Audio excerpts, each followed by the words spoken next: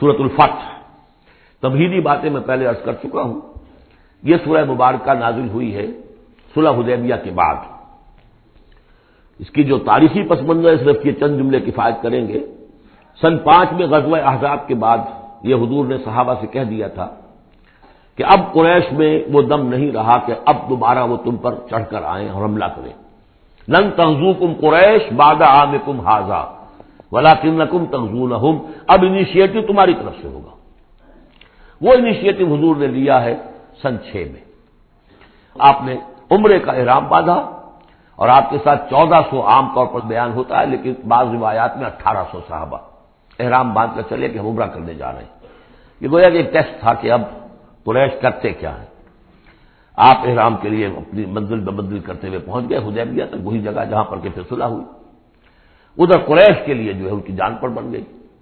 پہلی بات تو یہ کہ ان کی روایات کے خلاف تھا کہ کوئی آئے عمرے کی نیت سے اور ان کو روک دے، یہ عرب کی روایت نہیں تھی۔ دوسرا یہ کہ اب اگر آنے دیتے ہیں اور مسلمان دنگناتے ہوئے آئیں شہر کے اندر عمرہ کریں تو گویا کہ ان کی شکست ہو گئی۔ تو وہاں پر جو بھی ہوا تفصیلات کا تو موقع نہیں ہے۔ ایک طرف تو وہ تلے ہوئے تھے کہ جنگ کریں گے، اور جب حضرت عثمان کو حضور نے بھیجا ہے کچھ سلسلہ جنبانی کے لیے، وہاں ان کو روک لیا گیا، خبر مشہور ہو گئی کہ انہیں شہید کر دیا گیا۔ پھر حضور نے بیعت لی، وہ بیعت علی الموت کہلاتی ہے، بیعت علی لا نفر یا بیعت علی الموت، اور اس کا نام ہے بیعت رضوان۔ ایک درخت کے نیچے آپ تشریف فرما ہوئے اور سب نے آ کر آپ سے بیعت کی کہ اب یہاں جانے دے دیں گے اپنی، سب ہم یہاں پر مرنے کے لیے تیار ہیں، جانے قربان کر دیں گے، یہاں سے واپس نہیں جائیں گے۔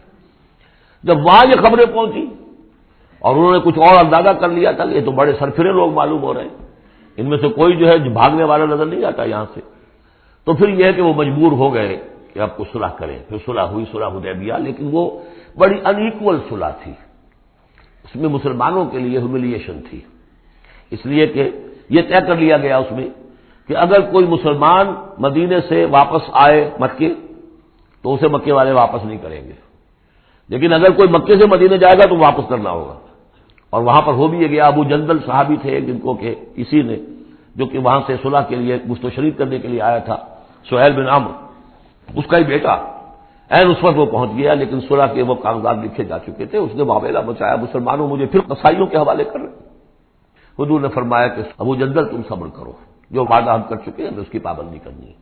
بہرحال اس کو حضور نے، اگرچہ صحابہ تو اس درجے دلگیر تھے کہ ہم یہ دم کر صلح کیوں کر رہے ہیں، حضرت عمر رضی اللہ تعالیٰ عنہ سے تو بہرحال یہ بھی کہہ دیجئے کہ زیادہ قرب جو انہیں حاصل تھا حضور سے، اس کی بنا پر ان کی یہ ہمت ہو گئی کہ آپ نے وہ سوال جواب بھی کر لیا جس پر آپ پھر ساری عمر پچھتاتے رہے۔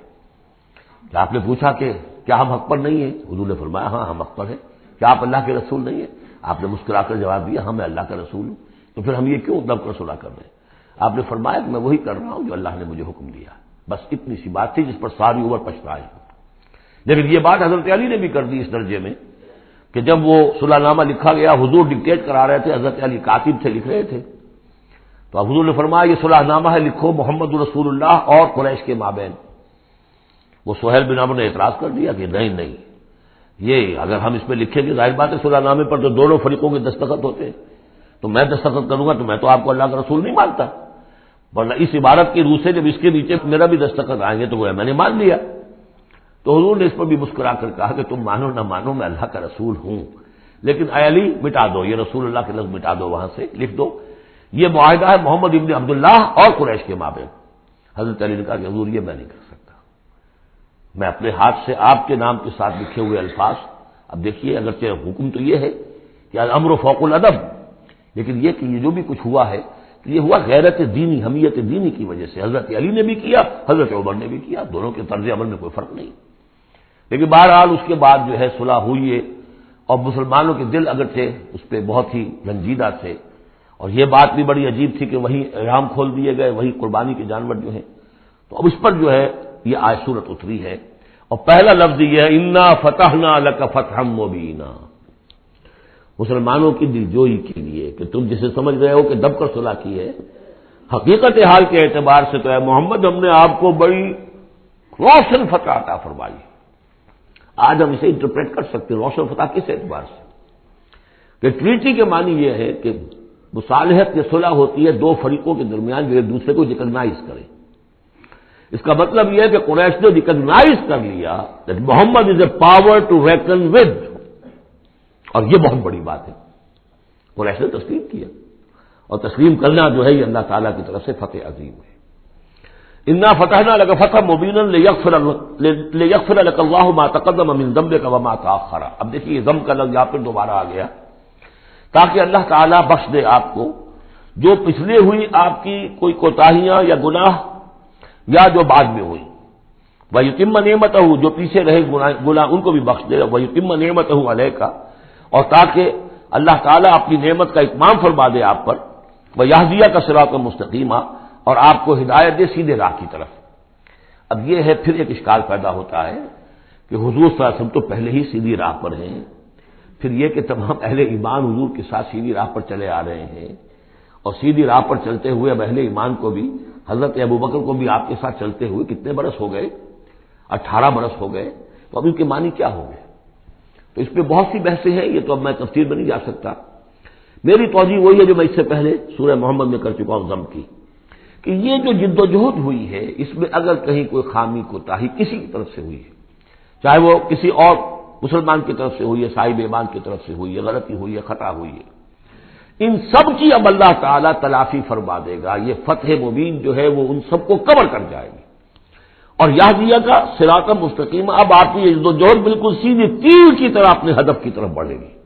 اب اس میں کوئی جو ہے تزلزل نہیں ہوگا، بلکہ آپ کی یہ جد و جہد، اللہ کے دین کی اقامت کی جد و جہد اور اللہ کی حکومت قائم کرنے کی جد و جہد جو ہے سیدھی اپنے ہدف کی طرف بڑھتی چلی جائے گی۔ چنانچہ یتم نعمتہ، وہ تو ہم پڑھ چکے ہیں، الیوم اکملت لکم دینکم واتممت علیکم نعمتی ورضیت لکم الاسلام دینا۔ تو دین کا اتمام ایک تو اس شکل میں کہ قرآن میں دین مکمل ہو جائے، شریعت پوری ہو گئی، لیکن اس سے تکمیل نہیں ہوتی اس معنی میں جب تک اس کی ایک عملی ڈیمانسٹریشن بھی مکمل نہ ہو۔ عملی ڈیمانسٹریشن مکمل ہوتی ہے جب اللہ کی حکومت بالفعل قائم ہو جائے۔ تو اتمام نعمت جو ہے وہ صرف کتاب کے اندر اس شریعت کا پورا بیان ہو جانا اور نظام کا آ جانا، اس سے وہ اتمام تمام و کمال نہیں ہوتا جب تک کہ اس کا ایک نمونہ جو ہے، اس کی ایک صورت لوگوں کے سامنے نہ آ جائے، آئیڈیل فارم اس کی جو ہے وہ سامنے نہ آ جائے، اس کا نمونہ سامنے آ جائے۔ تو اس کے لیے ضروری ہے کہ اب یہ جد و جہد آپ کی جو ہے سیدھی اب تیز رفتاری کے ساتھ اپنے اصل ہدف یعنی اظہار دین لیظہرہ علی الدین کلہ، اور یہ آیت آ جائے گی اس سورہ مبارکہ کے آخر میں بھی کہ ہم نے بھیجا ہی آپ کو ہے محمد اس لیے ہے کہ آپ اللہ کے دین کو غالب کریں۔ تو وہ اللہ کے دین کے غلبے کی جد و جہد اب تیر کی طرح سیدھی جائے گی۔ اللہ نے ساری اگلی پچھلی اگر کوئی اس میں کمیاں کوتاہیاں رہ گئی ہیں کسی کی طرف سے آپ کے ساتھیوں میں سے، ان سب کی تلافی کے لیے یہ فتح مبین آپ کو عطا کر دی۔ وَيَنْصُرَكَ اللَّهُ نَصْرًا عَزِيزًا، اور اللہ آپ کی مدد کرے گا ایسی مدد کہ جس کے لیے کوئی شکست نہ ہو، بڑی زبردست مدد۔ هُوَ الَّذِي أَنزَلَ السَّكِينَةَ فِي قُلُوبِ الْمُؤْمِنِينَ لِيَزْدَادُوا إِيمَانًا مَعَ إِيمَانِهِمْ، وہی ہے کہ جس نے اہل ایمان کے دلوں میں سکینت نازل کر دی تاکہ ان کے ایمان میں اور اضافہ ہو جائے، تاکہ وہ اور اضافہ کر لیں اپنے ایمان میں، جتنا ایمان ہے اس سے اور بڑھ کر۔ وَلِلَّهِ جُنُودُ السَّمَاوَاتِ وَالْأَرْضِ، اب ظاہر بات ہے کہ اس میں ایک تو کیفیت یہ تھی کہ جو انہیں سکون حاصل تھا کہ وہ تیار تھے سب اپنی جانیں دینے کے لیے، اس کے لیے بھی ایک سکون قلب کے اندر اللہ تعالیٰ نے ان کے پیدا کیا تھا، تبھی تو وہ اس کے لیے آمادہ ہوئے۔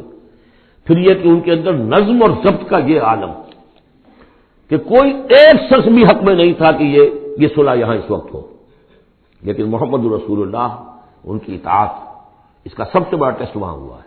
اور یہ بات جو میں کہہ رہا ہوں شاید بعض لوگوں کو عجیب لگی، کوئی ایک شخص بھی نہیں تھا اس کے حق میں۔ اس کی دلیل کیا ہے؟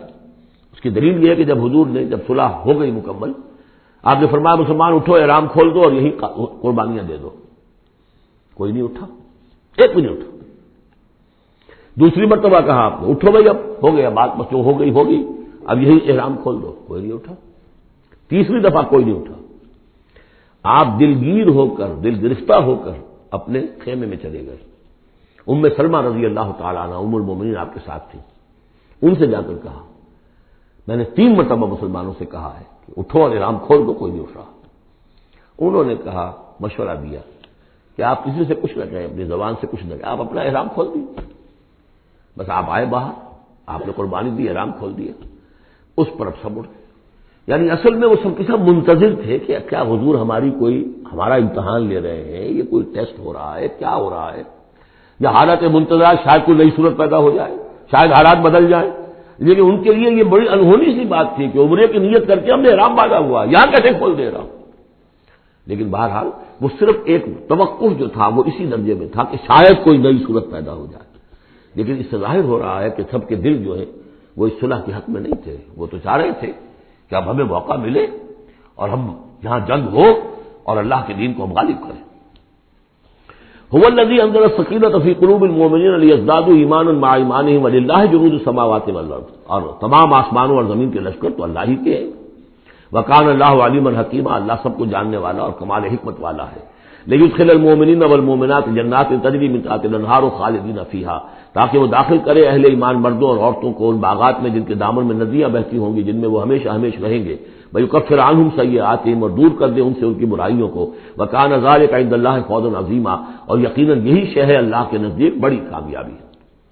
وَيُعَذِّبُ الْمُنَافِقِينَ وَالْمُنَافِقَاتِ وَالْمُشْرِكِينَ وَالْمُشْرِكَاتِ الظَّانِّينَ بِاللَّهِ ظَنَّ السَّوْءِ. یہ الفاظ بہت مشابہ ہیں سورہ احزاب کی آخری آیات کے، اور سورہ احزاب جو ہے آپ کو معلوم ہے سن 5 میں نازل ہوئی اور یہ سن 6 میں نازل ہو رہی ہے، تو زمانہ جو ہے قریب کا ہے. اور اللہ سزا دے اور عذاب دے منافق مردوں اور منافق عورتوں کو، اور مشرک مردوں اور مشرک عورتوں کو کہ جو اللہ کے بارے میں بہت برے گمان رکھتے ہیں. علیہم دائرۃ السوء، اصل میں تو ان کے اوپر ہے مسلط برائی کا دائرہ. وغضب اللہ علیہم، اور اللہ غضبناک ہوا ہے ان پر. ولعنہم، اللہ نے ان پر لعنت فرمائی ہے. وعد لہم جہنم، اور ان کے لیے تیار کیا ہوا جہنم کو وسعت مسیرا، اور وہ بہت بری جگہ ہے لوٹنے کی. وللہ جنود السماوات والارض، آسمانوں اور زمین کے لشکر کل کے کل اللہ ہی کے اختیار میں ہے. وکان اللہ عزیزا حکیما، اللہ زبردست ہے اور حکیم ہے. پہلے آیا تھا علیما حکیما، اب عزیزا حکیما. انا ارسلناک شاہدا ومبشرا ونذیرا، اے نبی ہم نے بھیجا ہے آپ کو شاہد بنا کر، وہی شاہد گواہی دینے والا. یہاں اپنے قول اور اپنے عمل سے اللہ کے دین کی گواہی دی. قیامت میں کھڑے ہو کر عدالت میں پروزیکیوشن وٹنس کی حیثیت سے کہیں گے اے اللہ تیرا دین جو مجھ تک آیا تھا میں نے پہنچا دیا تھا. اب یہ ان کے ذمے ہے. فکیف اذا جئنا من کل امۃ بشہید وجئنا بک علی ہؤلاء شہیدا، ہم نے آپ کو بھیجا ہے گواہ بنا کر اور بشارت دینے والا بنا کر اور خبردار کرنے والا بنا کر. لتؤمنوا باللہ ورسولہ، تاکہ اے مسلمانوں تم ایمان رکھو اللہ پر اور اس کے رسول پر. وتعزروہ وتوقروہ، اور اللہ کے رسول کی تو تم مدد بھی کرو اور ان کی تعظیم کرو، توقیر کرو. وتسبحوہ بکرۃ واصیلا، اور اللہ کی تم تسبیح کرو صبح شام. یہاں دیکھیے اس آیت میں لتؤمنوا باللہ ورسولہ، اللہ اور اس کے رسول دونوں پر ایمان رکھو. پھر رسول کے لیے وتعزروہ وتوقروہ، اور اللہ کے لیے وتسبحوہ بکرۃ واصیلا، اس کی تسبیح بیان کرو صبح شام. ان الذین یبایعونک انما یبایعون اللہ، یقیناً وہ لوگ جو اے نبی آپ سے بیعت کر رہے ہیں وہ حقیقت میں اللہ سے بیعت کر رہے ہیں. ید اللہ فوق ایدیہم، اللہ کا ہاتھ ان کے ہاتھوں کے اوپر ہے. فمن نکث فانما ینکث الی نفسہ، تو جو کوئی بھی اس بیعت کی خلاف ورزی کرے گا، اس کو توڑے گا، اس کا سارا وبال اسی کے اوپر ہوگا. ومن اوفی بما عاہد علیہ اللہ، اور جو پورا کر دے گا اس معاہدے کو جو اللہ سے کر رہا ہے، فسیؤتیہ اجرا عظیما، تو اللہ تعالیٰ اسے اجر عظیم عطا فرمائے گا. اس آیت کو اچھی طرح سمجھ لیجئے اور اس کا تعلق جوڑ لیجئے جو سورہ توبہ کی آیت نمبر 111 تھی. ان اللہ اشتری من المؤمنین انفسهم واموالهم بان لهم الجنہ یقاتلون فی سبیل اللہ فیقتلون ویقتلون وعدا علیہ حقا فی التوراۃ والانجیل والقرآن ومن اوفی بعہدہ من اللہ فاستبشروا ببیعکم الذی بایعتم بہ. اللہ نے اہل ایمان سے ان کی جانیں اور مال خرید لی ہے جنت کے عوض. یہ جو خرید و فروخت ہو گئی ہے یہ بیع ہو گئی ہے، بیع و شرع ہو گئی ہے. فاستبشروا ببیعکم الذی بایعتم بہ، خوشیاں مناؤ، جشن مناؤ اس بیع پر، اس بیع پر، اس سودے پر جو تم نے کیا ہے، اس سے بہتر سودا کوئی نہیں. اچھا یہ بیع تو ہوئی بندے اور اللہ کے مابین. فرض کیجئے میں بیعت کر رہا ہوں، اے اللہ میں اپنی جان مال تیرے حوالے کرتا ہوں، لیکن اللہ کے اور میرے درمیان تو غیب کا پردہ ہے.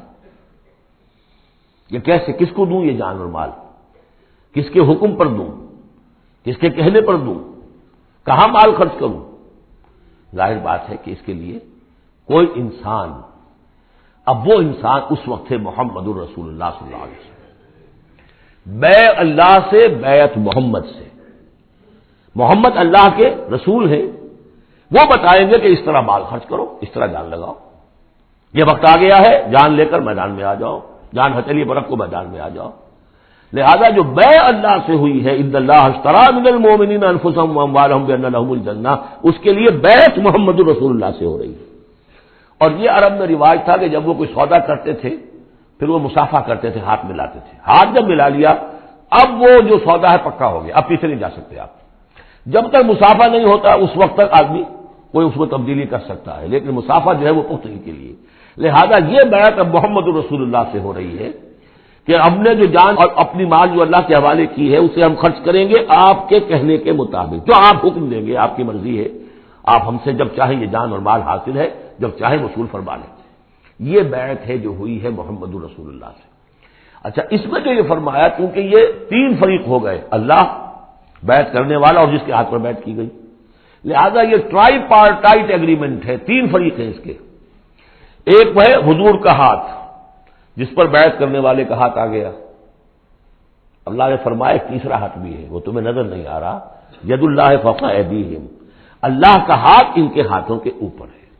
تو یہ تین ہاتھ ہیں در حقیقت اس بیعت کے اندر، اس بیعت کے اندر۔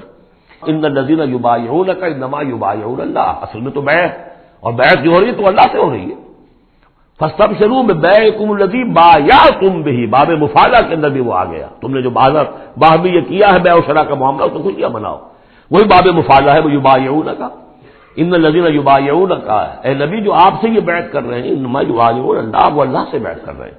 ید اللہ فوق ایدیہم، اللہ کا ہاتھ ان کے ہاتھوں کے اوپر ہے۔ فمن نکث فانما ینکث علی نفسہ، تو جو کوئی بھی اب اس سے روگردانی کرے گا، اسے توڑے گا، اس کی خلاف ورزی کرے گا، اس کا وبال اسی پر آئے گا، آپ پر اس کا کوئی الزام نہیں۔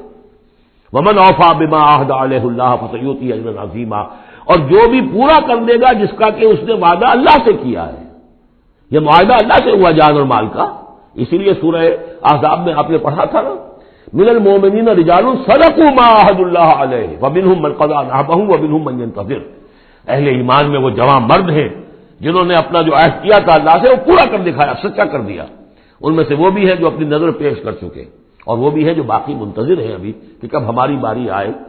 وبال دوش ہے سر جان ناتواں پہ مگر لگا رکھا ہے تیرے خنجر و ثنا کے لیے، اے اللہ ہم لیے پھر رہے اس سر کو کہ کب تیری راہ میں کٹے اور ہم فارغ ہو جائیں، سمک دوش ہو جائیں، ہمارے کندھے سمک ہو جائیں، ہلکے ہو جائیں، سمک دوش، کندھا ہلکا ہو جائے، یہ سر کا بوجھ ہم لگائے ہوئے ہیں اپنے سر پر کہ کب تیری طرف سے حکم آئے ہم نے اپنے سر کٹوائیں اور ہم فارغ ہوں۔ اب اسی کو سمجھ لیجیے کہ حضور کے بعد یہ بیعت کس سے ہوگی؟ جو بھی کوئی داعی اللہ اب کھڑا ہو اللہ کے نام کے، نبی تو نہیں ہوگا، ہوگا امتی، اطاعت اس کی ہوگی، اللہ اور اس کے رسول کی اطاعت کے نیچے نیچے، اس کے دائرے کے اندر، مستقل بذات اطاعت اس کی نہیں ہوگی۔ لیکن یہ کہ بہرحال اب بھی ضرورت ہوگی کہ کوئی جماعت ہو، کوئی جمعیت ہو، کوئی طاقت ہو، ایک فرد سے جو ہے اکیلا چنا بھاڑ نہیں پھوڑ سکتا، دین کو غالب کرنے کی جد و جہد، عقیم الدین جو ہم پڑھائے ہیں، یہ پورا سلسلہ جو ہے مکی صورتوں کا جو ان مدنی صورتوں کے ساتھ منسلک ہے، توحید عملی، اقامت دین، اور جو اس صورت کے اندر آ جائے گا لیظہرہ علی الدین کلہ، اس کے لیے جماعت چاہیے، جمعیت چاہیے۔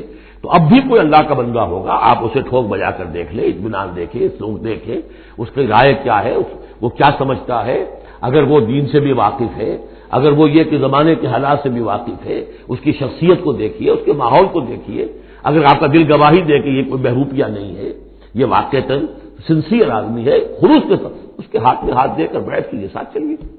یہی طریقہ مسنون اور منصوص ہے، یہی ایک طریقہ ہے جس کا قرآن مجید میں، یعنی نصوص کسے کہتے ہیں؟ نصوص قرآنی، نصوص حدیث، حدیث میں بھی ذکر ہے تو بیعت کا ہے، باقی اور کوئی طریقہ جماعت سازی کا مسنون نہیں ہے، مباح وہ بھی ہے، جو بھی طریقہ اختیار کر لیا مباح ہے، حرام نہیں ہے۔ ممبرشپ ہے، ممبرشپ سے پھر امیر کا منتخب کرنا ہے 2 سال 4 سال کے بعد پھر انتخاب، ٹھیک ہے، کوئی شے حرام نہیں ہے جب تک کہ اس کی حرمت کے لیے کوئی دلیل نہ ہو، لیکن مسنون اور منصوص اور معصور 3 الفاظ، نصوص قرآن و سنت میں جس کا تذکرہ ہے وہ بیعت ہے، جو مسنون ہے پوری زندگی حضور کی جو ہے اس میں کتنی بیعتیں ہوئی ہیں، بیعت عقبہ اولیٰ، بیعت عقبہ ثانیہ، بیعت رضوان، اور پھر یہ کہ نحن الذین بایعوا محمدا علی الجہاد ما بقینا ابدا، جب غزوہ احزاب میں جب وہ خندق کھودی جا رہی تھی تو یہ شعر پڑھ رہے تھے صحابہ کرام، ہم ہیں وہ لوگ کہ جنہوں نے محمد سے بیعت کی ہے جہاد کی، اب یہ جہاد جاری رہے گا جب تک جان میں جان ہے۔ یہ ہے ساری زندگی میں آپ کی یہ بیعت کا نظام تھا. اس کے بعد خلافت ہوئی تو بیعت پر ہوئی. حضرت ابوبکر سے بیعت، عمر سے بیعت، مشورہ علیحدہ بات ہے. جب طے ہو گیا کہ اب یہ ہو گیا تو بیعت. پھر خلافت میں کچھ غلط رخ پیدا ہو رہا تھا. حضرت حسین رضی اللہ تعالیٰ عنہ اور حضرت عبداللہ ابن زبیر رضی اللہ تعالیٰ عنہما یہ کھڑے ہوئے تو جنہوں نے جمعیت بنائی بیعت کی بنیاد پر بنائی. یہ دوسری بات ہے کہ جو کوفی تھے انہوں نے جو بیعت کی تھی حضرت حسین سے وہ توڑ دی انہوں نے. فمن نقض فإنما ينقض على نفسه. اس کے بعد ہمارے ہاں اگر کوئی سلسلہ بنا ہے ارشاد کا، تزکیہ نفس کا، صوفیاء کا، وہ بھی بیعت. بادشاہ ہوتے تھے تو بیعت. پچھلی صدی میں جتنے جہاد ہوئے، ہمارے ہاں سب سے بڑا جہاد ہوا پچھلی صدی کا، 19ویں صدی عیسوی کا، سید احمد بریلوی رحمۃ اللہ علیہ اور شاہ اسماعیل شہید رحمۃ اللہ علیہ، ان لوگوں کا جو بیعت کی بنیاد پر جماعت تھی. کوئی اور بنیاد جماعت سازی کی نہیں تھی. مہدی سوڈانی نے جہاد کیا انگریزوں کے خلاف بیعت کی بنیاد پر. سنوسی نے جہاد کیا اطالویوں کے خلاف بیعت کی بنیاد پر. تو یہ بیعت کا لفظ ہے جو یہاں آیا ہے، اس کو اچھی طرح سمجھ لیجیے. یہ جان لیجئے کہ یہ جو دوسرا رکوع ہے اس سورہ مبارکہ کا، اور اس کے بعد تیسرا رکوع اور چوتھا رکوع جو ہے، ان میں بھی تقدیم و تاخیر ہے. یہ جو پہلے رکوع کا مضمون ہے یہ جا کر ملے گا اب تیسرے کے ساتھ، اور بعد میں یہ نازل ہوا ہے کہ یہ جو دوسرے رکوع میں آیتیں آ رہی ہیں. سیقول لک المخلفون من الاعراب شغلتنا اموالنا واہلونا. جب حضور واپس پہنچ گئے اور یہ غزوہ جو بیعت رضوان ہو گئی اور پھر صلح حدیبیہ ہو گئی، پھر آپ واپس پہنچے تو جاتے ہوئے گویا کہ ان سے کہا جا رہا ہے حضور سے، جیسے کہ غزوہ تبوک سے واپسی پر جو آیات نازل ہوئی وہ ہم سورہ توبہ میں پڑھ چکے ہیں. عنقریب کہیں گے وہ لوگ جو پیچھے رہ جانے والے تھے، من الاعراب، اعراب میں سے، شغلتنا اموالنا واہلونا. حضور نے عام اعلان کروایا تھا، فرض نہیں تھا، سب کے لیے لازم نہیں تھا. عمرے کے لیے چلنے کے لیے کہا تھا چلے، جتنے لوگ چل سکتے ہیں چلے. تو اب آئیں گے یہ اعراب جو ہیں بادیہ نشین، اور وہ کہیں گے حضور ہم مشغول رہے اپنے اموال میں، اپنے ڈھور ڈنگر کی دیکھ بھال میں، اپنے اہل و عیال میں، ہم آپ کے ساتھ نہیں جا سکے، فاستغفر لنا، تو ہمارے لیے استغفار کیجیے. یقولون بألسنتہم ما لیس فی قلوبہم. یہ لوگ اپنے منہوں سے وہ کچھ کہہ رہے ہیں اپنی زبانوں سے ان کے دلوں میں نہیں ہے، دلوں میں کچھ اور ہے. یہ منافقوں کا تذکرہ ہو رہا ہے اعراب میں سے. قل فمن یملک لکم من اللہ شیئا ان اراد بکم ضرا او اراد بکم نفعا. ان سے کہیے کہ اگر اللہ تعالیٰ نے تمہارے لیے کوئی بھی اگر ضرر کا فیصلہ کیا تھا تو، اور اگر خیر کا فیصلہ کیا تھا تو کون سی چیز روک سکتی ہے؟ من یملک لکم من اللہ شیئا، کون ہے وہ کہ جو اختیار رکھتا ہو تمہارے بارے میں اللہ کی طرف سے کچھ بھی، اگر اس نے ارادہ کیا ہو ضرر کا. یعنی اگر کوئی خرابی ہونی تھی تو کیا تمہارے یہاں ہونے کی وجہ سے رک جانی تھی؟ یا اگر خیر کوئی آنا تھا تو تمہاری غیر موجودگی میں نہیں آ سکتا تھا؟ یعنی پیچھے رہ جانا چاہیے ماندار، کیوں رہ گئے؟ اگر کوئی خیر آنا تھا وہ تمہاری غیر موجودگی میں بھی آ سکتا ہے، کوئی شر آنا تھا وہ تمہاری موجودگی میں بھی آ سکتا ہے.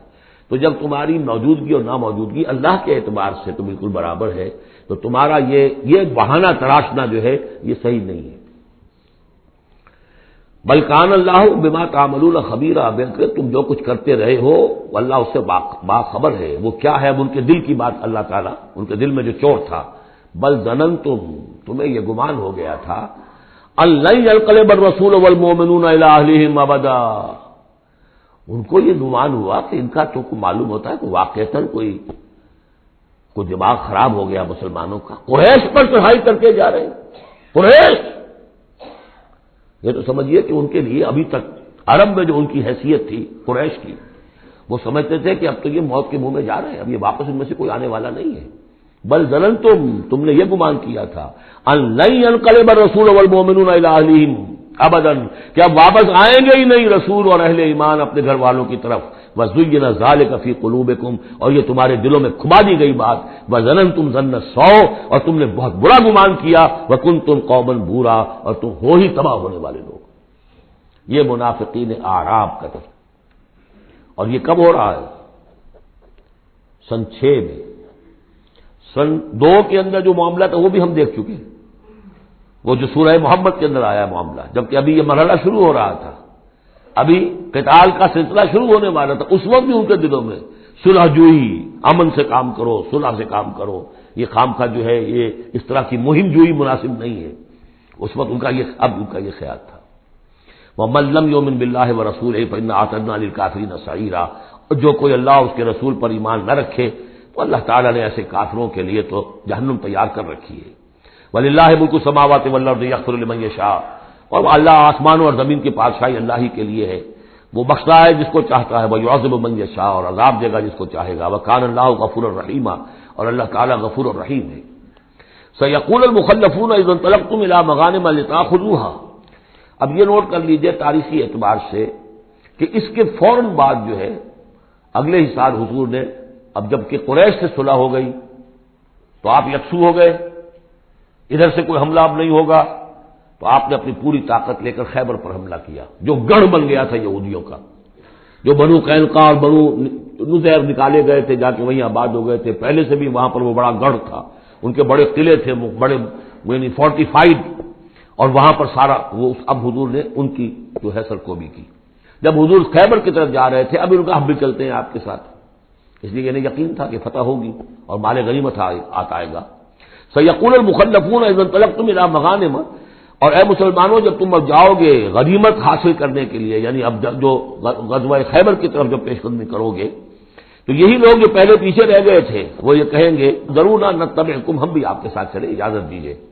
یریدون ان یبدلوا کلام اللہ، یہ اللہ کے کلام کو بدل دینا چاہتے ہیں۔ وہ اللہ کا کلام اگلے رکوع میں آ رہا ہے کہ ان کے بارے میں طے کر دیا گیا تھا کہ جو لوگ اس صلح حدیبیہ کے موقع پر نہیں گئے ہیں ساتھ حضور کے، اب ان کو کسی بھی دوسری نیکسٹ جنگ کے اندر شمولیت کی اجازت نہیں ہوگی۔ وہ آگے آ رہا ہے، اس لیے اس کے سمجھنے میں تھوڑی سی دقت ہوتی ہے، لیکن سمجھ لیجئے کہ وہ آگے ہے، اسی لیے تقدیم و تاخیر کی میں نے بات آپ سے کی تھی۔ یریدون ان یبدلوا کلام اللہ، یہ چاہتے ہیں کہ اللہ کے کلام کو تبدیل کر دیں، اللہ کے حکم کو بدل دیں۔ قل لن تتبعونا، کہہ دیجئے کہ نہیں اب تم ہمارے ساتھ نہیں جاؤ گے، کذالکم قال اللہ من قبل، یہ بات اللہ تعالیٰ پہلے ہی کہہ چکا ہے پہلے، اور اس صورت میں آ رہا ہے ذرا بعد میں۔ فَسَيَقُولُونَ بَلْ تَحْسُدُونَنَا، وہ کہیں گے یہ تو آپ لوگ حسد کر رہے ہیں ہم سے، آپ ہمیں ساتھ میں لے جانا چاہتے ہیں جبکہ ہمیں اندازہ ہے کہ وہاں پہ غنیمتیں ملیں گی۔ بل كانوا لا يفقهون الا قليلا، حقیقت یہ ہے کہ یہ فہم بھی نہیں رکھتے، تفقہ ہی نہیں رکھتے مگر بہت ہی تھوڑی۔ قل للمخلفین من الاعراب، یہ جو لوگ رہ گئے تھے پیچھے، یہ بدو لوگ، ان سے کہہ دیجئے ستدعون الى قوم اولی باس شدید، ان قریب پھر تمہیں بلایا جائے گا ایک ایسی قوم کی طرف، ایسے قوم کے مقابلے کی طرف جو بڑی طاقت والی ہوگی، تو قاتلونہم او یسلمون، یا تم ان سے قتال کرو گے یا وہ مسلمان ہوں گے اور یا وہ اطاعت قبول کریں گے۔ اس سے ہے اشارہ در حقیقت جو نیا سلسلہ جنگوں کا شروع ہونے والا تھا، اور وہ تھا سلطنت روما کے خلاف غزوہ موتا۔ اب اندرون ملک عرب کا معاملہ جو تھا وہ ختم ہوا، اب تو اصل جو معاملہ پیش آنا ہے وہ انقلاب محمدی کا بین الاقوامی مرحلہ ہے، تصدیر الانقلاب، انقلاب کو اب آگے ایکسپورٹ کرنا ہے، اور اب ٹکراؤ ہونے والا ہے جس کی پیشگی خبر دی جا رہی ہے سلطنت روما کے ساتھ، جہاں اسٹینڈنگ آرمیز تھی لاکھوں کی، یہ رومن لیجنز مشہور ہے تاریخ کے اندر، غرق آہن اور ٹرینڈ۔ تو تمہیں بلایا جائے گا اس وقت، پھر تمہیں ایک موقع دے دیا جائے گا، ستدعون الی قوم اولی باس شدید تقاتلونہم او یسلمون، اور یہ اصل میں تین چیزیں آ گئیں وہی کہ اب جو بھی اس عرب سے باہر جو معاملہ ہوا ہے، یا تو وہ اسلام لے آئے یا وہ اطاعت قبول کر لیں، یہ دونوں یسلمون میں شکلیں ہو جائیں گی، اطاعت قبول کر لیں یا اسلام لے آئیں یا پھر جنگ ہوگی۔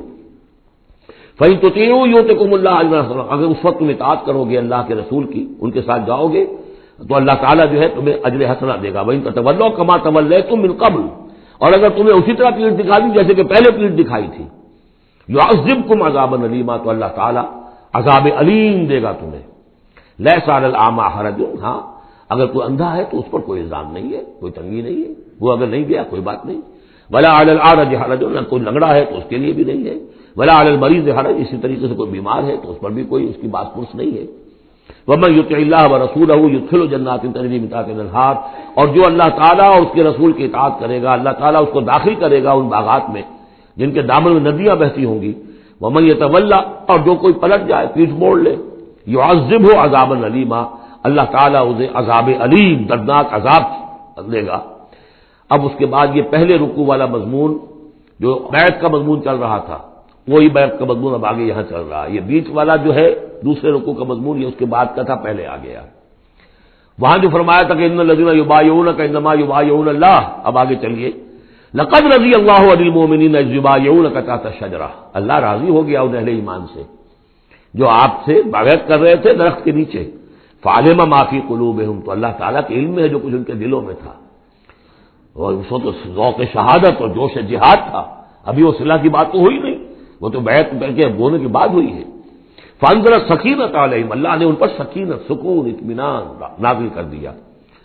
واصابہم فتح قریبا، اور انہیں فتح دے دی بہت قریب، وہ فتح قریب وہی ہے، انا فتحنا لک فتحا مبینا، اس صلح کو کہا گیا کہ فوری طور پر انہیں فتح مل گئی۔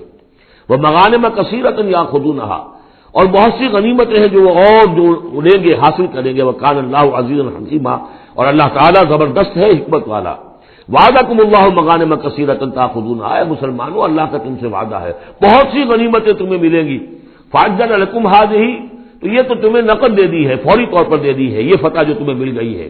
وکف ایدی الناس عنکم، اور اللہ تعالیٰ نے روک لیا لوگوں کے ہاتھوں کو تم سے، لتکون آیۃ للمؤمنین، تاکہ یہ اہل ایمان کے لیے ایک نشانی بن جائے، وَيَهْدِيَكُمْ صِرَاطًا مُسْتَقِيمًا، اور اللہ تعالیٰ تمہاری رہنمائی فرمائے سیدھے راستے کی طرف، یعنی اب تمہاری جد و جہد جو ہے وہ تیر کی طرف سیدھی کامیابی کے آخری مراحل تک پہنچ جائے۔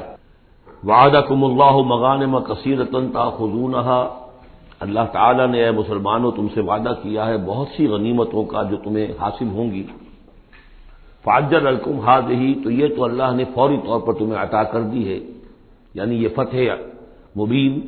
وَكَفَّ أَيْدِيَ النَّاسِ عَنكُمْ، اور لوگوں کے ہاتھ تمہاری جانب سے روک لیے، یعنی جنگ اگر ہوتی ظاہر بات ہے کہ قریش بھی پھر اگر اس میں اپنی قوت کا مظاہرہ کرتے تو کچھ نہ کچھ نقصان تو مسلمانوں کا بھی ہوتا۔ کَفَّ أَيْدِيَ النَّاسِ عَنكُمْ، ان کے ہاتھ باندھ لیے اور روک لیے اللہ نے تم سے۔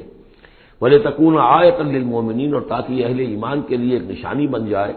وَيَهْدِيَكُمْ صِرَاطًا مُسْتَقِيمًا، اور اللہ تعالیٰ اب تمہیں سیدھی راہ پر گامزن کر دے، یعنی تمہاری جد و جہد کو، اجتماعی جو جد و جہد ہے تمہاری، اسے براہ راست تیر کی طرح سیدھا اب اس کے آخری ہدف اور منزل مقصود تک پہنچا دے۔ وَأُخْرَىٰ لَمْ تَقْدِرُوا عَلَيْهَا، اور کچھ اور بھی فتحیں ہیں جن کا ابھی تک تمہیں جس پر قدرت حاصل نہیں ہوئی ہے، قد احاط اللہ بہا، اللہ تعالیٰ ان کا بھی احاطہ کیے ہوئے ہیں، یعنی یہ کہ اس کے فوراً بعد تمہیں ایک فتح ملے گی جو کہ خیبر کی ہوگی، کیونکہ یہ اس جو رکوع ہم نے دوسرا پڑھائے ہیں، تیسرا اس سے پہلے نازل ہوا ہے، اور یہ کہ پھر فتح مکہ ہونے والی ہے۔ اللہ تعالیٰ نے یہ تمام فتوحات جو اللہ کے تو علم میں ہے، اللہ نے ان کا احاطہ کیا ہوا ہے۔ وَكَانَ اللَّهُ عَلَىٰ كُلِّ شَيْءٍ قَدِيرًا، اللہ ہر چیز پر قادر ہے۔ وَلَوْ قَاتَلَكُمُ الَّذِينَ كَفَرُوا لَوَلَّوُا الْأَدْبَارَ، اور اگر یہ کافر یعنی قریش مکہ تم سے جنگ کرتے تو لازماً پیٹ دکھا دیتے، پیٹ پھیر جاتے۔ ثم لا یجدون ولیا ولا نصیرا، اور پھر نہ پاتے اپنے لیے کوئی حمایتی، کوئی مددگار۔ سنت اللہ التی قد خلت من قبل، یہ اللہ کی وہ سنت ہے، اس کا دستور ہے، اس کا قانون ہے کہ جو پہلے سے چلا آ رہا ہے، یعنی یہ کہ اللہ تعالیٰ اپنے رسولوں کی مدد کرتا ہے۔ تو اب رسول کے ساتھ اگر وہ جنگ پر آمادہ ہو گئے ہوتے تو یقیناً ان کو پیٹھ دکھانی پڑتی اور شکست ان کا مقدر بنتی۔ سنت اللہ التی قد خلت من قبل ولن تجد سنت اللہ تبدیلا، اور نہیں پاؤ گے تم اللہ کی سنت اور اللہ کے دستور میں کوئی تبدیلی۔ وَهُوَ الَّذِي كَفَّ أَيْدِيَهُمْ عَنكُمْ وَأَيْدِيَكُمْ عَنْهُمْ بِبَطْنِ مَكَّةَ، وہی ہے جس نے روک لیے ان کے ہاتھ تمہاری طرف بڑھنے سے اور تمہارے ہاتھ ان کی طرف بڑھنے سے۔ بِبَطْنِ مَكَّةَ، بیچ شہر مکے کے، یعنی مکے کی وادی میں اور مکے کے شہر میں اگر یہ جنگ ہوتی اور یہ خونریزی ہوتی، من بعد ان اسفرکم علیہم، اور یہ اللہ نے روک دیا اس کے بعد کہ اللہ نے تمہیں ان پر فتح دے دی تھی، یعنی کہ واقعتاً دل میں قریش شکست کھا چکے تھے، وہ سمجھ گئے تھے کہ ہمارے لیے مقابلہ ممکن نہیں ہے، ورنہ وہ صلح کبھی نہ کرتے۔ ان کے لیے تو یہ چیز گویا کہ بڑی موت سے بھی بڑھ کر جو تھی، بھاری تھی، کہ مسلمان جو ہے ان کے ساتھ ہم صلح کریں، انہیں تسلیم کر لیں، اور پھر یہ بھی طے کریں کہ اگلے سال آپ آئیے اور ہم 3 دن کے لیے یہ پورا مکہ خالی کر دیں گے، آپ یہاں جس طرح چاہے عمرہ کریں۔ یہ شرط بھی اس میں شامل تھی اگلے سال، لیکن اس سال آپ کو جانا پڑے گا، ہماری ناک جو ہے اتنی نہ کٹے کہ اسی سال آپ عمرہ کر لیں، لیکن یہ ہے کہ بہرحال آئندہ آپ آئیں گے۔ تو اس کے بعد کہ اللہ نے تمہیں ان پر فتح دے دی تھی۔ وَكَانَ اللَّهُ بِمَا تَعْمَلُونَ بَصِيرًا، اور جو کچھ تم کر رہے ہو اللہ اسے دیکھ رہا ہے۔ هُمُ الَّذِينَ كَفَرُوا وَصَدُّوكُمْ عَنِ الْمَسْجِدِ الْحَرَامِ، وہی لوگ ہیں، یعنی ان کے جرائم کا تذکرہ ہو رہا ہے جنہوں نے کفر کیا تو اور تمہیں روکے رکھا مسجد حرام تک جانے سے۔ وَالْهَدْيَ مَعْكُوفًا أَن يَبْلُغَ مَحِلَّهُ، اور ہدی کے جو جانور لے کے گئے تھے مسلمان احرام کے ساتھ ساتھ، وہ ہدی کے جانور تھے کہ کعبے کے لیے نیاز کے یہ جانور ہیں، وہ رکے ہوئے تھے کہ وہ اپنی اصل جگہ پر یبلغ محلہ، کہ اس کا اصل مقام تو یہ تھا کہ کعبے جائیں، وہاں پر ان کا چڑھاوا چڑھایا جائے اور ان کو قربانی دی جائے، لیکن یہ کہ وہ رکے ہوئے تھے کہ وہاں تک نہیں پہنچ سکتے تھے. لیکن یہ اللہ نے کیوں ہاتھ روک لیے؟ ان کے ہاتھ تم سے، تمہارے ہاتھ ان سے کیوں روک لیے؟ جنگ کیوں نہیں ہونے دی؟ اس کی حکمت اب آ رہی ہے. وَلَوْلَا رِجَالٌ مُؤْمِنُونَ وَنِسَاءٌ مُؤْمِنَاتٌ، اگر نہ ہوتے مرد مومن اور عورتیں مومنات، لم تعلموہم، جنہیں تم نہیں جانتے تھے، ان تطؤوہم، اندیشہ تھا کہ تم انہیں بھی پیس ڈالتے. یعنی جب جنگ ہوتی ہے، بھٹی گرم ہو جاتی ہے، اس وقت تو تحقیق و تفتیش مشکل ہوتی ہے. اب وہ مسلمان کے جو ہجرت نہیں کر سکے، ان میں ضعفاء بھی تھے، ان میں مریض بھی تھے، ان میں عورتیں بھی تھیں جن کے لیے ممکن ہی نہیں تھا، جیسا کہ ہم سورہ نساء میں پڑھ چکے ہیں کہ جن کے لیے بالکل ممکن ہی نہیں تھا، اللہ تعالیٰ نے ان کو معاف کر دیا تھا. ہجرت نہیں کر رہے تب بھی اللہ ان سے مواخذہ نہیں کرے گا. تو اب وہ لوگ بھی موجود تھے مکے کے اندر. اب اگر یہ چکی چلتی تو پھر تو یہ پیس ڈالتی ان کو بھی. وَلَوْلَا رِجَالٌ مُؤْمِنُونَ وَنِسَاءٌ مُؤْمِنَاتٌ لَمْ تَعْلَمُوهُمْ أَن تَطْئُوهُمْ، تم جانتے ہی نہیں تھے، ہو سکتا ہے کہ تم انہیں بھی کچل دیتے. فَتُصِيبَكُم مِّنْهُمْ مَعَرَّةٌ، اور ان کے معاملے میں پھر تم پر ایک الزام آ جاتا بغیر علم، اس کے بغیر کہ تمہیں کوئی علم ہو، تمہاری بے خبری میں تم پر الزام آتا کہ ان اہل ایمان نے آ کر اپنے اہل ایمان ساتھیوں کو بھی قتل کر دیا. لِيُدْخِلَ اللَّهُ فِي رَحْمَتِهِ، اللہ نے اسی لیے روک دیا اس جنگ کو اس وقت اور تمہیں فتح دے دی صلح کی شکل میں، تاکہ اللہ تعالیٰ داخل کرے اللہ تعالیٰ اپنی رحمت میں جس کو چاہے. لو تزینوا لعذبنا الذین کفروا منهم عذابا الیما، اگر وہ علیحدہ ہو چکے ہوتے، یعنی مسلمان اہل ایمان مرد اور عورتیں جو ہیں جو ابھی تک مقیم ہیں یہاں پر، اگر وہ یہاں سے نکل چکے ہوتے، علیحدہ ہو چکے ہوتے، تو پھر باقی یہاں صرف کفار رہ گئے ہوتے، تو ہم اسی وقت لعذبنا الذین کفروا منهم عذابا الیما، تو ان کافروں کو ہم ابھی وہ بدترین عذاب کا مزہ چکھا دیتے. اس جعل الذین کفروا فی قلوبہم الحمیۃ حمیۃ الجاہلیہ، جب کافروں نے اپنے دلوں کے اندر ایک حمیت جو ہے، ایک بڑی غیرت اور حمیت کا معاملہ، لیکن وہ حمیت جاہلی تھی کہ ہم لوگ، اور کیسے ممکن ہے کہ ہم انہیں یہاں پر عمرہ کرنے دیں. یہ لوگ کہ جو بے دین ہو گئے، ان کے اعتبار سے تو بے دین تھے، جو ہم اپنے آبا و اجداد کے دین کو چھوڑ گئے، تو وہ جو نسل پرستی اور قوم پرستی ان میں تھی، اور آبا پرستی تھی، اور اپنی روایت پرستی تھی، اس کے بنا پر حمیت جاہلیت ان کے دلوں کے اندر اتنی کوٹ کوٹ کر بھری ہوئی تھی. اس جعل الذین کفروا فی قلوبہم الحمیۃ حمیۃ الجاہلیہ، انہوں نے حمیت جاہلی کو اپنے دلوں کے اندر راسخ کر لیا تھا. فانزل اللہ سکینتہ علی رسولہ وعلی المؤمنین، تو اللہ تعالیٰ نے اپنی طرف سے سکون نازل فرما دیا اپنے رسول پر صلی اللہ علیہ وسلم اور اہل ایمان پر. وَأَلْزَمَهُمْ كَلِمَةَ التَّقْوَىٰ، اور اللہ تعالیٰ نے ان پر لازم کر دیا تقویٰ کی بات کو، یعنی اللہ تعالیٰ نے تقویٰ کو ان پر لازم کر دیا. وَكَانُوا أَحَقَّ بِهَا، یقیناً وہ تقویٰ کے زیادہ حقدار بھی ہیں، وَأَهْلَهَا، اور واقعتاً تقویٰ کے اہل ہیں، ان کے اندر تقویٰ موجود ہے. وَكَانَ اللَّهُ بِكُلِّ شَيْءٍ عَلِيمًا، اور یقیناً اللہ تعالیٰ ہر چیز کا علم رکھتا ہے. لَقَدْ صَدَقَ اللَّهُ رَسُولَهُ الرُّؤْيَا بِالْحَقِّ، اب ایک شبہ کا ازالہ ہو رہا ہے کہ کچھ لوگوں کو یہ خیال پیدا ہوا ہوگا کہ رسول کا تو خواب بھی سچا ہوتا ہے اور وہی کے درجے میں ہے. حضور نے ہمیں فرمایا تھا کہ میں نے خواب دیکھا کہ ہم عمرہ کر رہے ہیں تو چلو، اور یہاں ہم عمرہ نہیں کر سکے تو رسول کا خواب جھوٹا ہو گیا. یہ اگر شک کسی کے دل میں پیدا ہوا تو اس کو ظاہر کر رہے ہیں کہ رسول کا خواب جھوٹا نہیں ہوا. یعنی یہ کہ اس میں جب حضور سے پوچھا بھی گیا، آپ نے تو فرمایا تھا کہ ہم عمرہ کریں گے، تو آپ نے فرمایا تھا یہ میں نے کب کہا تھا کہ اسی سال ضرور کریں گے، عمرہ کریں گے. چنانچہ اگلے سال وہ عمرہ ہوا. سن 7 میں اسے عمرہ قضا کہتے ہیں، جو صلح حدیبیہ میں طے ہو گیا تھا کہ اگلے سال آپ آئیے عمرہ کیجیے. جو عمرہ چونکہ رہ گیا تھا، درمیان میں ہی بند ہو گیا، تو عمرہ قضا، اس عمرے کی قضا اگلے سال جو ہے سن 7 میں آپ نے دی. اور 3 دن تک قریش نے مکے کو خالی کر دیا، پہاڑوں پر چڑھ گئے، اور مسلمان 3 دن تک مکے کے اندر مقیم رہے. انہوں نے اپنے اطمینان سے عمرہ ادا کیا. تو فرمایا لقد صدق اللہ رسولہ الرؤیا بالحق، اللہ نے بالکل سچا دکھایا خواب اپنے رسول کو، اس میں قطعاً کسی جھوٹ کا شائبہ نہیں. لتدخلن المسجد الحرام ان شاء اللہ آمنین محلقین رؤوسکم ومقصرین لا تخافون، تم اے مسلمانوں لازماً داخل ہوگے مسجد حرام میں انشاءاللہ پورے امن کے ساتھ، آمنین بے کھٹکے، محلقین رؤوسکم ومقصرین، اپنے سروں کو حلق بھی کراؤ گے اور قصر بھی کراؤ گے. سر منڈوا دینا احرام کھولتے ہوئے یہ گویا کہ حلق ہے، اور چھوٹے بال کر دینا یہ قصر ہے. تو محلقین رؤوسکم ومقصرین لا تخافون، اور تمہیں کوئی اندیشہ نہیں ہوگا. یعنی جو ہو گیا اگلے سال کہ بالکل مکہ خالی، کوئی اندیشہ نہیں، کوئی مٹ بھیڑ نہیں، کسی طرف سے کوئی تانا نہیں، کوئی بری بات بھی سننے میں نہیں آئی، اور وہ سب لوگ جو ہے وہ رہے اپنے پہاڑوں کے اوپر. فعلم ما لم تعلموا، تو اللہ جانتا ہے جو تم نہیں جانتے، فجعل من دون ذلك فتحا قریبا، تو اس کے بعد اللہ تعالی نے ایک بڑی فتح رکھی ہے قریب، یعنی یہ کہ اس کے فوراً بعد اس سے پہلے ورے، اس لیے کہ اس عمرہ قضا سے پہلے فتح خیبر ہوئی ہے، اور بہت جو مغانم کا تذکرہ ہو رہا ہے اس میں جو غنیمت آئی ہے بہت نمایاں، وہ غزوہ خیبر کی ہے۔ ایک تو یہ کہ یہودیوں کا گڑھ تھا، بہت مالدار تھے، پھر یہاں سے جو گئے تھے 2 قبیلے نکل کر گئے تھے، وہ بھی اکثر ان میں سے وہی آباد ہو گئے تھے، تو وہ ان کی بڑی جمعیت تھی وہاں پر، اور یہودی ویسے مالدار ہوتے ہیں، تو وہاں پہ جو غنیمت ملی ہے مسلمانوں کو، اس کے طرف اشارہ ہو رہا ہے اللہ تعالیٰ نے اس سے پہلے کہ تم عمرہ قضا ادا کرو اور جب تم داخل ہوگے مسجد حرام، اس سے پہلے جو ہے اللہ تعالیٰ تمہیں فتح دے گا، نصیب کرے گا۔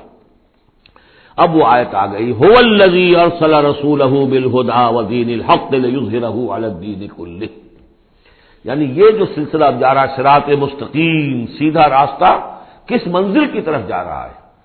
دنیا میں مسلمانوں تمہاری جد و جہد کی منزل کیا ہے؟ اللہ کے دین کا غلبہ، اس لیے کہ ہم نے اپنے رسول کو بھیجا ہی اس کام کے لیے۔ یہ سورہ توبہ میں آیت ہم پڑھ چکے ہیں، فرق صرف یہ ہے کہ وہاں پر تھا هو الذی ارسل رسولہ بالہدی ودین الحق لیظہرہ علی الدین کلہ ولو کرہ المشرکون، یہاں آخری حصہ ہے وکفی باللہ شہیدا، لیکن سورہ توبہ والی آیت جو کہ تم پھر سورہ صف میں آ جائے گی، وہ بھی اب زیادہ دور نہیں رہی ہے، وہ بھی ہم جلدی پڑھیں گے۔ تو اللہ نے تو بھیجا ہے اپنے رسول کو صلی اللہ علیہ وسلم الہدا دے کر، یعنی قرآن حکیم جو ہدایت کاملہ ہے، نو انسان را پیام آخری حامل او رحمت للعالمین، هو الذی ارسل رسولہ بالہدی ودین الحق، اور دین حق دے کر بھیجا ہے۔ یہ دین کی بات کیجئے، اب دیکھیے الدین، ان اقیم الدین، اللہ کے دین کو قائم کرو۔ ام لہم شرکاء شرعوا لہم من الدین ما لم یأذن بہ اللہ، کیا ان کے شریکوں نے بھی کوئی دین دیا ہے انہیں؟ اللہ نے انہیں دین حق دیا ہے، اور دین حق اس لیے دیا ہے کہ اسے غالب کرے کل کے پورے نظام زندگی کے اوپر، پورے نظام زندگی پر۔ وہی ہے جس نے بھیجا ہے اپنے رسول کو صلی اللہ علیہ وسلم بالہدا، ہدایت دے کر، قرآن دے کر، ودین الحق، اور سچا دین، حق دین، عادلانہ نظام زندگی دے کر، لیظہرہ علی الدین کلہ، تاکہ وہ غالب کرے اسے کل کے کل نظام زندگی پر، وکفی باللہ شہیدا، اور کافی ہے اللہ مدد کے لیے۔ عام طور پر ترجمہ یہاں پر گواہ کا کیا گیا ہے، آپ نے دیکھا ہوگا، لیکن یہاں اس لفظ شہید کا مطلب جو مدد کے ہے، اس کے لیے یہ کہ نوٹ کیجئے جو سورہ بقرہ کے 30 رکوع میں آیا تھا، فَإِن كُنتُمْ فِي رَيْبٍ مِّمَّا نَزَّلْنَا عَلَىٰ عَبْدِنَا فَأْتُوا بِسُورَةٍ مِّن مِّثْلِهِ وَادْعُوا شُهَدَاءَكُم مِّن دُونِ اللَّهِ إِن كُنتُمْ صَادِقِينَ، بلا لو اپنے مددگاروں کو اللہ کے سوا اگر تم سچے ہو۔ تو چونکہ اصل میں شہیدہ کے معنی تو ہے حاضر ہونا، شہیدہ یشہدو، کسی کی موجودگی اور حاضری، جو موجود ہوتا ہے وقوع پر وہی صحیح گواہی دینے کا اہل ہے، اس لیے اس کے معنی گواہی کے پیدا ہو گئے، اور جو موجود ہو وہی آپ کی مدد بھی کر سکتا ہے، اس لیے اس کے معنی مددگار کے بھی ہیں۔ آپ کا کوئی دوست ہے، بڑا آپ کا بھائی خواہ ہے، لیکن جب آپ پر کچھ ستم ہو رہا تھا، ظلم ہو رہا تھا، زیادتی ہو رہی تھی، وہ موجود ہی نہیں تھا بیچارہ، وہ کیا کرے گا؟ آپ کی مدد نہیں کر سکتا۔ تو مددگار بھی معنی ہے لفظ شہید کے۔ وکفی باللہ شہیدا، اللہ کافی ہے مددگار کی حیثیت سے۔ محمد الرسول اللہ والذین معہ، یہ وہ جماعت ہے جو اس بیعت کی بنیاد پر وجود میں آئی ہے۔ نوٹ کر لیجیے اس بات کو، یہ بیعت کے تذکرے کے ساتھ اب یہ آیت آ رہی ہے۔ محمد الرسول اللہ صلی اللہ علیہ وسلم ایک بیعت تو وہ لیتے تھے کہ جو کوئی ایمان لاتا تھا، ایمان کی بیعت، لیکن جو آپ نے اہل مکہ سے کبھی نہیں لی، بلکہ وہاں تو جس نے بھی کہہ دیا اشہد ان لا الہ الا اللہ واشہد ان محمد رسول اللہ، کوئی فارمل ڈیکلریشن، کوئی اور اس کے لیے کوئی سمبولک کوئی اقدام نہیں تھا، الا یہ کہ کوئی باہر سے آتا تھا تو بیعت ہوتی تھی۔ اس کے بعد آپ نے بیعت مکے میں 2 لی ہے، بیعت عقبہ اولیٰ، بیعت عقبہ ثانیہ، اور بیعت عقبہ ثانیہ کی بیعت وہ ہے کہ جس سے اب وہ ایک جماعتی شکل بنی ہے، اس لیے کہ اس کے الفاظ کیا ہیں، متفق علیہ روایت ہے، یہ بخاری اور مسلم دونوں میں، راوی اس کے حضرت عبادہ بن صامت رضی اللہ تعالی عنہ۔ وہ بیعت کیا تھی؟ بایعنا رسول اللہ صلی اللہ علیہ وسلم علی السمع والطاعۃ فی العسر والیسر والمنشط والمکرہ وعلی اثرۃ علینا وعلی لا ننازل امر اہلہ وعلی ان نقول بالحق اینما کنا لا نخاف باللہ لومۃ لائم۔ ہم نے بیعت کی تھی اللہ کے رسول سے کہ آپ کا ہر حکم سنیں گے اور مانیں گے، اطاعت کریں گے، فی العسر والیسر، خواہ مشکل ہو اور خواہ آسانی ہو، والمنشط والمکرہ، خواہ ہماری طبیعت آمادہ ہو، خواہ ہمیں اپنی طبیعتوں پر جبر کرنا پڑے، وعلی اثرۃ علینا، خواہ ہم پر دوسروں کو ترجیح دی جائے، ہم کبھی نہیں کہیں گے کہ ہم آپ کے پرانے ساتھی ہیں، آپ نے بالکل ایک نووارد کو ہمارے اوپر امیر کیسے مقرر کر دیا، نہیں، اٹس یور پریروگیٹو، یہ آپ کا اختیار ہوگا، جس کو آپ چاہیں امیر بنائیں۔ وعلی اللہ ننازل امرہ لہ، جنہیں آپ والی امر بنا دیں گے، امیر بنا دیں گے، ان سے بھی ہم جھگڑیں گے نہیں، ان سے تعاون کریں گے، ان کی اطاعت کریں گے۔ جیسے کہ ایک اور حدیث میں حضور نے فرمایا، من اطاعنی فقط اطاع اللہ ومن عصانی فقط عصی اللہ، جس نے میری اطاعت کی اس نے اللہ کی اطاعت کی، اور جس نے میری نافرمانی کی اس نے اللہ کی نافرمانی کی۔ ومن اطاع امیری فقط اطاعنی، جس نے میرے مقرر کردہ امیر کی اطاعت کی اس نے میری اطاعت کی۔ ومن اطاع امیری فقط ومن عصی امیری فقط عصانی، جس نے میرے مقرر کردہ امیر کی نافرمانی کی اس نے میری نافرمانی کی۔ اب ظاہر بات ہے جب جماعتی زندگی ہوتی ہے تو ایک ہی امیر نہیں ہوتا، اب ایک فوج ہے، ایک سپہ سالار ہے، لیکن اور چھوٹے چھوٹے جو اس کے حصے ہیں، میمنہ پر کوئی اور ہے، میسرہ پر کوئی اور ہے، اب قلب پر کوئی اور ہے، چھوٹے چھوٹے کمانڈرز بھی تو ہیں، چھوٹی سی کمپنی ہے، پلاٹون ہے، پھر بٹالین ہے، بٹالین سے اوپر پھر ریجیمنٹ ہے، ہر جگہ پر جو ہے اس کے جو آفیسرز موجود ہیں، جو کمانڈرز موجود ہیں، ان سب کا سلسلے وار سب و طاعت کا نظام اگر نہیں ہوگا تو وہ فوج کہاں ہوئی؟ اس طرح ایک جماعت ہے، ایک پورے ملک کے اندر جماعت ہے، اس کا امیر ہے، تو اس کے کئی صوبائی اس کی شاخیں اس کے امیر ہیں، تو یہ تو نظام اس طرح چلے گا۔ تو یہاں پر وعلی ان نقول بالحق اینما کنا، اور آخری بات جو تھی اس بیعت کے اندر کہ ہم جہاں کہیں بھی ہوں گے حق بات ضرور کہیں گے، مشورہ مانگا جائے گا مشورہ دیں گے، we will not hold back over opinions, ہم اپنی رائے دیں گے، حق بات کہیں گے جہاں کہیں ہوں گے، لیکن اس کے بعد جو فیصلہ ہوگا فیضا عذاب الامر، جیسا کہ ہم پڑھ چکے ہیں، جب فیصلہ ہو جائے تو پھر یہ کہ اللہ اور اس کے رسول کی اطاعت لازم ہے۔ تو فرمایا یہ محمد رسول اللہ والذین معہ کی جو جماعت بنی ہے اس شکل میں، اس قتال کے مرحلے کے شروع ہونے سے پہلے منہج انقلاب نبوی میں اقدام کا مرحلہ جب آیا ہے، پیسو ریزسٹنس جب ایکٹیو ریزسٹنس میں چینج ہو رہی ہے، تو اب وہ ایک نظم جماعت کی شکل ہے، اور وہ بیعت عقبہ ثانیہ کی بنیاد پر وجود میں آیا۔ محمد رسول اللہ والذین معہ اشداء علی الکفار رحماء بینہم، اللہ کے رسول، یہ اس میں دو طرح ترجمے اس کے کیے جاتے ہیں، محمد اللہ کے رسول ہیں، یہ ایک جملہ پورا ہو گیا، والذین معہ اشداء علی الکفار رحماء بینہم، اور جو ان کے ساتھ ہیں وہ کافروں پر بہت بھاری ہے اور آپس میں بہت رحم دل ہے۔ اور ایک ترجمہ یہ بھی ہے کہ محمد رسول اللہ والذین معہ، یہ سب مل کر مبتدا بنی، اللہ کے رسول محمد اور جو ان کے ساتھ ہیں ان سب کی شان یہ ہے کہ اشداء علی الکفار رحماء بینہم، وہ کفار کے حق میں بڑے سخت ہیں لیکن آپس میں بہت رحم دل ہے، رحیم ہے، شفیق ہے۔ یہ ہم پڑھ چکے ہیں سورہ مائدہ میں بھی، اذلۃ علی المؤمنین اعزۃ علی الکافرین، اہل ایمان کے حق میں وہ بہت ہی نرم خو ہو، حلقہ یاراں تو برے شم کی طرح نرم، رزم حق و باطل ہو تو فولاد ہے مومن۔ یہ شان جو ہے بندہ مومن کی قرآن مجید میں دو جگہ آئی ہے۔ تراہم رکعا سجدا یبتغون فضلا من اللہ ورضوانا، تم دیکھو گے ان کو کبھی سجدے میں گرے ہوئے ہوں گے اور کبھی رکوع کر رہے ہوں گے، وہ اپنے رب کے فضل کے متلاشی رہتے ہیں ہر دم ہر آن، اور اللہ کی رضا چاہتے ہیں۔ سیماہم فی وجوہہم من اثر السجود، اور ان کی جو نشانی ہے وہ ان کے چہروں میں جو اثرات پیدا ہوتے ہیں سجدے سے۔ سجدے سے عام طور پر تو خیال یہ ہوتا ہے کہ یہی جو گھٹا پڑ جاتا ہے یہی سجدے کا نشان ہے، لیکن اس کے علاوہ بھی نمازیوں کے چہرے میں ان کی نماز کی ایک کیفیت ہوتی ہے، نورانیت ہوتی ہے کہ جو ان کے چہروں کے اندر موجود ہوتی ہے۔ ذالک مثلہم فی التوراۃ، یہ ہے ان کی مثال اور تمثیل جو تورات میں آئی تھی، وہ مثلہم فی الانجیل، اور انجیل میں جو ان کی مثال دی گئی تھی وہ یہ ہے کہ زرع اخرج شطأہ، جیسے ایک کھیتی وہ اپنا پٹھا نکالتی ہے، فآزرہ، پھر اسے گاڑھا کرتی ہے، فاستغلظ، اور فاستوى، اس کو مضبوط کرتی ہے اور پھر اسے گاڑھا کرتی ہے، فاستوى علی سوقہ، پھر اپنی نال پر کھڑی ہو جاتی ہے۔ چھوٹی سی کوئی کوپل پھوٹتی ہے، پھر وہ بڑھتی ہے، نرم سی ہے، پھر ذرا اس کا جو تنا بنتا ہے وہ اس کے اوپر پھر کھڑی ہو جاتی ہے سیدھی۔ یہ جس طریقے سے درجہ بدرجہ یہ جو زراعت ہو رہی ہے، یہ کھیتی ہو رہی ہے، اس کا نتیجہ کیا نکلتا ہے؟ یعجب الزراع، جو زراعت کرنے والا ہے، جو کاشتکار ہے اسے بڑی بھلی لگتی ہے، آیا آج دیکھا اپنی کھیتی کو اپج آئی ہے، نکل آئی ہے، اس کے بعد یہ کیا بڑھ رہی ہے، پک رہی ہے، اب کھیتی لہرا رہی ہے، اس کے اوپر سٹے آ گئے ہیں۔ یعجب الزراع لیغیظ بہم الکفار، تاکہ اس سے دل جلے کافروں کا۔ اب یہاں اس سے واضح ہو گیا یہاں زراع کون ہے؟ یہ کھیتی صحابہ کرام کی کھیتی ہے جو پھل رہی ہے، پھول رہی ہے، اور اس کا کاشتکار کون ہے؟ محمد الرسول اللہ صلی اللہ علیہ وسلم۔ حضور کے ساتھ آپ کو معلوم ہے کہ جب انتقال ہوا ہے ابو طالب کا تو وہ مشکل 125 آدمی تھے، 150 آدمی تھے. آپ کی ایسی پوزیشن بھی نہیں تھی کہ اپنے بل پر مکے میں رہ سکتے، اسی لیے طائف گئے تھے. کوئی آلٹرنیٹ بیس مل جائے میں وہاں منتقل کر دوں اپنی اس دعوت کا اور اپنی اس تحریک کا مرکز. لیکن یہ کہ وہاں سے خالی ہاتھ آنا پڑا. تو ایک وہ دور تھا کہ جس میں پھر ایک مشرک کی امان لے کر مکے میں داخل ہو سکے، مطعم بن عدی کی. آج ایک دور یہ ہے کہ 1400 یا 1800 آدمی جو ہیں وہ بیعت موت کی ہے انہوں نے، اور ان کو اس پر جو ہے ملال ہے کہ دم کر صلح کیوں کی ہے. ان کی جو حمیت ایمانی ہے، غیرت ایمانی ہے، وہ ملال اس پر ہے. وہ جان بچنے کی کوئی خوشی نہیں ہے انہیں. وہ تو کہے کہ ہم نے دم کر کیوں صلح کرے، ہم اپنی جانیں دینے کے لیے تیار ہیں. کھیتی جو ہے اپج رہی ہے. تو فرمایا کزرع اخرج شطأہ فآزرہ فاستغلظ فاستوى على سوقه يعجب الزراع ليغيظ بهم الكفار وعد الله الذين آمنوا وعملوا الصالحات منهم مغفرة واجرا عظيما.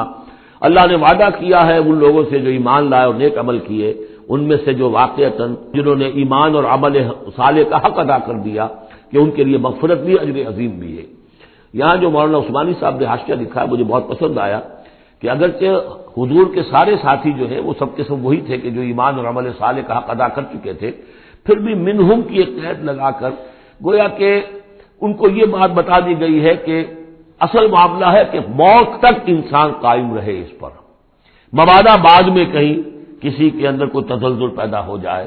ورنہ یہ کہ اگر کسی کو اس طرح کا یقین دلا دیا جائے تو اس سے تو یہ کہ پھر اطمینان پیدا ہو جائے گا. ہونا یہ چاہیے کہ آخری وقت تک ڈرتا رہے آدمی، بین الخوف والرجا کی کیفیت رہے کہ کہیں ایسا نہ ہو کہ میں پھر کہیں آج جس مقام پر اللہ نے مجھے پہنچا دیا ہے کہیں پاؤں پھسل جائے. مغفرت و اجر عظیم کا اللہ نے وعدہ فرمایا. بارک اللہ لی و لکم فی القرآن العظیم و نفعنی و ایاکم بالآیات و ذکر الحکیم.